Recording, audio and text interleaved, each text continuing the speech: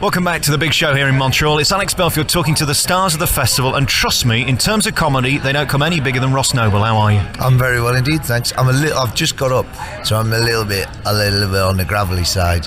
So if anyone's listening at home thinking, "Oh, listen to that sexy man," it's because normally I start like this, and then my voice reaches its where it should be. By the time I get on stage. People will be presuming we're doing this at 7 o'clock in the morning if you've just got up, but actually it's about 4 in the afternoon. Is it 4 already? Yeah, pretty much, yeah. It's good. Well, the weird thing over here is that, nobody knows who I am or what I do, which is, it makes for an interesting, it was quite bizarre actually. I was in Toronto. I did Toronto just before I came here, and I was in a club, and it was kind of like a comedy club. It was myself and another comic, and we were just going down there just to get warmed up, and I walk on stage, and I was in this comedy club, wasn't even full. There's all these Canadians kind of just, what, eh? And then, but the bizarre thing is, in the back of my head, the last gig I did before that was on my Australian tour, where I played a 10,000 seater arena. So I was in this massive venue in Australia, and then the next thing I know, I'm there in front of a room full of people who have absolutely no idea what I do, which is brilliant, because it's the sort, I mean, there's a lot of bemusement, because you'll make a joke, and they'll just kind of go, "Really? Is that true?" You just make something up and they go, So, yeah, it's great. I'm really enjoying it from that point of view, because you find out if you're funny or not, because it's very easy to go, everyone's come to see me, it's a big night out, that, it's that we're in the room, and but when you walk out there and like, "Oh, I wonder what this bloke's like," and then they go, "Whoa." Yeah. Do you have little or no ego then, if you're prepared to do what is basically 50 people in a comedy club and then 15,000 in an arena in Britain? Is there not an element of you thinking, "I'm bigger than this"? No, not at all. Well, it was an arena in Australia. So, if I turned up to a massive arena in the UK and I went, "It's been booked for Australia," you're an idiot. You've got no sense of joke. Well, I'd like to think I have no ego, but there again, I did slip into a radio interview the fact that I just played a 10,000 seater venue in Australia, so you decide. No, it's good, isn't it? Keeps you as soon as you start thinking that you're Charlie Big Potatoes, then Charlie Big Potatoes? Yeah, Charlie Big Potatoes or Jack the Biscuit, you decide. They were friends, and as soon as you start doing that, that's why it's quite fun. Here you got loads of comics and everyone. You start going, "Oh, look at me, I'm a bit special."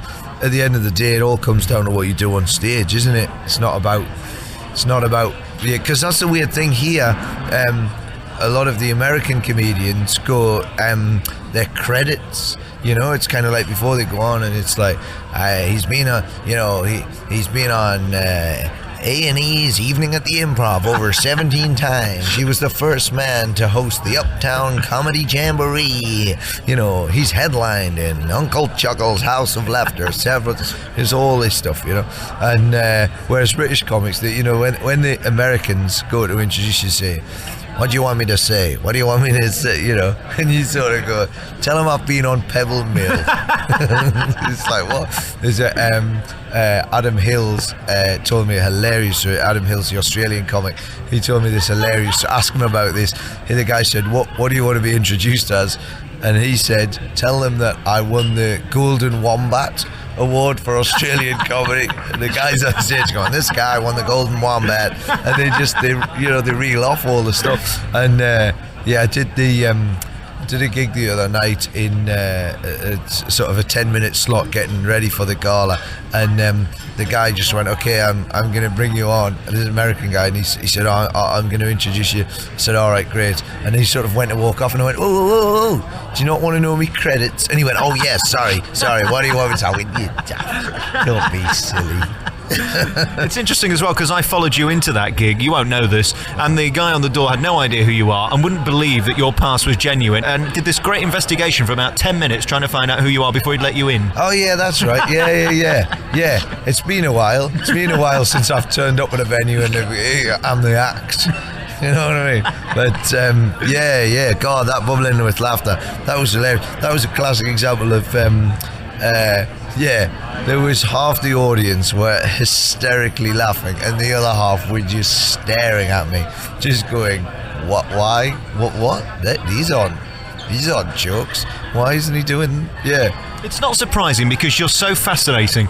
You have kind of half an act that's written and then the other half where you just ad lib, and it's hard to see where that blends, isn't it? Because it's so interesting. Well, the problem is that when you say it's half written, not really. Sort of what I have is I have kind of ideas and then things that I can get into if I, like ideas that I want to play around with. But in a sort of 2.5 hour show, full show, you can take an idea and you can just kick it around, like on the Monday night, a Monday night I might go with it in a particular way, or, I might do a bit of it, they're just kind of, rather than sort of writing material, just have kind of funny things, which most of them, just I improvise them and then I go, I'll go back to that and play with it and see where it goes, and then see how another audience takes to it. So because of that, it's kind of, I've never got, nothing's ever set in stone. There's nothing like that's that and that's that, and I don't know how long an idea is, like what is basically like a funny idea. One night it might be 5 minutes long, the next minute it might be like half an hour long. And when you've got 10 minutes, you sort of, you go on and you kind of go, right, there isn't really time to start kicking things around. So I have incredible admiration for you because you appear fearless. You may not be inside, but when I see you come on a stage, for example at the gala last night, like you did 10 minutes on stage about the scenery. I mean, you can't possibly have written that. We had a team of writers in for days and days. No, my favourite thing at the gala last night was my John Cleese. The fact that John Cleese was ill and was taken to hospital. He's down at the hospital. John Cleese is dead. No, he's not. He's resting. What do you mean he's resting? He's pining for the gala. Pining for the gala. He's dead, mate. That was. We were backstage beforehand, and like I say, what tends to happen here is people, they get their 10-minute they get their 10-minute slot at the gala, and then they do all these sort of shorter spots and hone it and hone it and hone it and hone it, and then go on and do their ultimate, knock them dead. Hey, this is really gonna happen. It's all, I know exactly what's going on set. I've never worked like that. It's not my thing. So so with the gala last night, I just thought, well, what makes me funny is just sort of is being funny rather than the jokes. So what is it then? Are you a genius or are you just lazy? Yeah, I would say the latter. I think it's easier, but then there's a lot of comics who go, what are you doing that? Why are you just winging it? Like that's because some comics get just terrified of changing even a word, because you get. But I can't remember. I think it might have been Bill Hicks just said jokes are just things you say while you're busy being funny, and that's what I like. I like there's two sorts of comics. There's funny people who are just funny, and also and then there's the other sort who just write jokes and are basically actors just saying But last night was great. You know what it was? It's like if I'm having fun, the audience is having fun, and as soon as I try and be something I'm not, it just doesn't work, So, but it's hilarious watching the Canadian audiences because they don't know what I'm about. It's hilarious because they literally do just go, and other comics as well, like like American comics and stuff who are on the bill, just kind of standing there going, but he's just making this up. Well, whatever. When the phone call comes in and they say, we'd like you to come to Montreal to do a room of 100 people when you are doing big arenas, let's face it, you're up there with the biggest and the best right now. Is your instinct to say... now? I like that, right now. It doesn't last forever, does it? Yeah, give it time. Give it time, you see. Yeah. We all fade. Yeah, keep peddling that nonsense. I used to be on Radio 4. Now I'm sat here talking to you. Now I'm here with you, yeah. When the call comes in and they say, do you want to come over here? I mean, you can't be doing it for the money because it can't pay as well as doing 15,000 in an arena when you're the star. Is this for you to learn or just have fun or to kind of have a bit of a laugh at the industry where you go, I'm big enough, I can do this? It's purely for the I mean, one thing is, I mean, obviously I want to get to the point where I can play You know, I've never been to America. I came to Just for Laughs about 10 years ago and went, oh, this doesn't really suit my style, I won't bother. But then the only reason, so I mean, this year I've got my own show, so I'm doing a solo show which is a bit longer. And because they went, oh, you know, we'll give you a room and you can do your own show, I kind of went, yeah, that's why I agreed to do it, you know. So but with that, you know, they went, but we'd like you to do 10 minutes at a gala, and here's a load of gigs to get you ready for that. So, but no, it's purely about the everything I do is it's all about the enjoyment. That's number one, top of the list, you know. Like you know, if I was doing it for the money, or you know, for the fame or whatever, you know, I wouldn't be doing it the way that I've done it, you know. I'd be on Saturday night. I'd cut my hair, I'd wear a suit, and I'd be on Saturday night TV, you know, appealing to trying to appeal to nanas, and I think that's kind of, you know. But I know that if I was doing that, you know, I'd be stood there regurgitating the stuff that all my writers had written, and we were, you know. But then you're dead behind the eyes, and it's kind of, yeah, it's all about just having a laugh, you know. And this is, you know, it's a laugh, you know, because you just sort of go, you know, if I had to swap doing my gigs and my tours for doing 10-minute spots and playing to people that didn't know who I was, probably not. You get a proper job. Yeah, I probably would go, you know what, not so much. A couple of things before we go. I think I'm pretty fluent on the air, but there are times when I open the mic and I haven't got a clue what I want to say, whether I can be bothered to say anything. Yeah. You've got the kind of show that's like that, where you've got to be quick, you've got to think, It's not rehearsed. Are there ever moments when you look at an audience, you think, I've not got a clue what I'm going to say next? No, the trick is to open your mouth, start talking, and let the funny happen. And Hope for the best. That really is. It's one of those things. It's a strange thing. It's sort of like you sort of talk, and your brain kind of. Yeah, your brain. Well, what's weird is usually, if you think about it, your brain usually works faster than your mouth, you know. So sometimes it's the opposite. Sometimes I've got too many things I'm trying to say at once. Sometimes I'll have like several different things that I want to talk about. I do this thing sometimes where I'll actually, halfway through a sentence, I'll combine two words. So say like menu and pen, you'll just sort of go men. And people go, well, why did you say men? And it'll just be like, oh, because we're getting to pen and menu, but it's like men, and it just, you know, or you know, trying to chair and carpet, you know, you'll go carpet. What? Just because you're going, oh, that, because it's almost like you're going, I want to get to the thing that I've thought of, and you just go bang, and people just go, what's a carpet?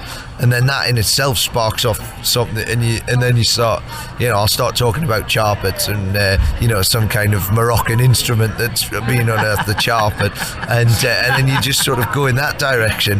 But then of course the problem is that then everyone's going, oh, I didn't know there was an instrument called the charpet, and but at the same time they're going, but what happened to the chair and the carpet? So then there's two different. So that's the way it works, yeah. So very rarely do I kind of find myself going, nothing. Yeah. And very funny, the physicality on stage. Wouldn't it be easy just to be Jimmy Carr and stand there with a microphone and not move? To be honest with you, it's always easier to be Jimmy Carr. Doesn't matter what you do. It doesn't matter what you do in life. Jimmy Carr is the default setting for having but that's what's brilliant about it. Like, you know, it's quite weird. Obviously, the style I do is so completely removed from what Jimmy does, but you know, I love it. You know, I sort of, you know, I think that's what's brilliant about stand. Like Jimmy on stage, doing his one-liners. Is Jimmy off stage, you know? He stands, and that's what's, you know, and that's the mark of a brilliant comic, is a person who can go on stage, and obviously the heightened version, he doesn't stand with a clipboard in the bar going, good evening, I have another joke here. Well, he does actually. What am I talking about? Yeah, it's a heightened version, because obviously, like, if you're talking to one person, you know, if I was to talk as loud as I do on stage and gesticulate and one person, it would be borderline physical assault. You'd be locked up, wouldn't you? Let's face exactly. People would just be like, I'll stand at the bar. Yeah, but that's the mark of a brilliant comic, is the fact that, if you talk to Jimmy, he will say, he'll stand there and, you see one of the best things to watch, and this is if you get a chance to do it later, watch Jimmy when a slightly odd punter comes up to him, like one of these sort of and just watch him stand there and very politely just chuck out little one-liners, taking the mickey out of them, and but I think that's it would be, in terms of I wouldn't be as tired, and I wouldn't have to dry clean my gig shirts all the time because of the sweat, but at the same time, that's what I mean. The mark of a really great comic is somebody who can, sorry, I was tapping the desk there providing percussion. The mark of a great comic is somebody that is just a heightened version of themselves, so that's what's great doing the Britcom show there, is that normally when I tour, it's just me go on there and you don't get to see anyone else, but it's doing that last night, standing in the wings watching everyone go, it's a good show. Oh, I'm on here. Yeah. Ross Noble, thank you so much for talking to me. You're a massive star around the world and a huge arena touring comic in Britain. Can I do a bit of business for you? Have you got a website or something I can plug? Yeah, if you like, what is it? So, rossnoble.co.uk. Why did it take you so long to think of that? It's got your name in it. No, you know what it is? It's because I'll tell you why. Because I thought people would be misleaded. Because the misleaded? What? Misled. Leaded up a wrong path. No, because I just did the arena tour in Australia, and I went, now people are going to think that I'm doing the arena tour in the UK, and they're going to look for the arena brochures, but I'm 6 weeks in the West End of London. So don't go down to the Enormous Dome expecting me to be there in the UK. If you're listening to this on the web and you're in Australia, well, don't go there either, because I've just finished the tour. But in the UK, I'm going to be in a normal size theatre in the West End. Yes, but it's rossnoble.co.uk, unless you're in Australia, and then it's rossnoble.com.au. But if you want to log on to the australia.com.au one from the UK, that's one of the benefits of the World Wide Web. All right, Ross, we better go. Thank you so much for talking to me. It's been a real pleasure, and good luck with everything. Thanks for having me.